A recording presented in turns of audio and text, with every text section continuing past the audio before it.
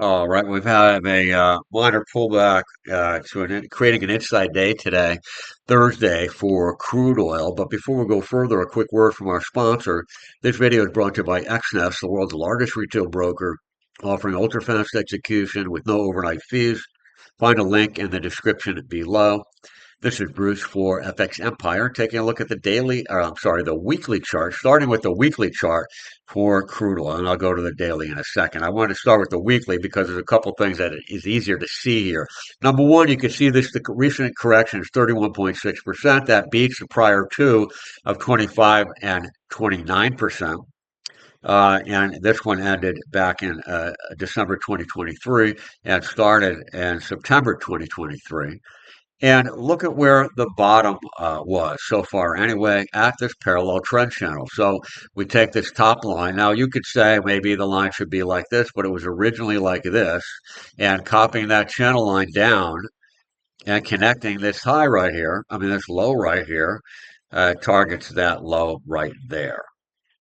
So with that, but most significantly is it's not just that, it's also the subsequent reaction that happened off that low.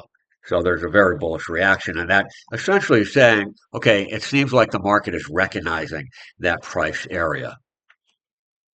Okay, now zooming into the shorter term. So there's a large range here, and oil could chop around within this range for some time, keeping in mind this downtrend line. So we could say this range right here, and there still could be tests of support areas before this is done. We had a sharp rally. It's not unusual to come back down again, create a second low, or create a second uh, higher swing low, possibly, and maybe even go lower. We don't really know at this point. But given the volatility, certainly some of these lows down here could be tested again. And a little bit below yesterday's low of 55.23 is this 127% extension uh, at 55. And that extension comes from way back here, going back to the weekly, the extension of this decline. So there's the extension, 127.2.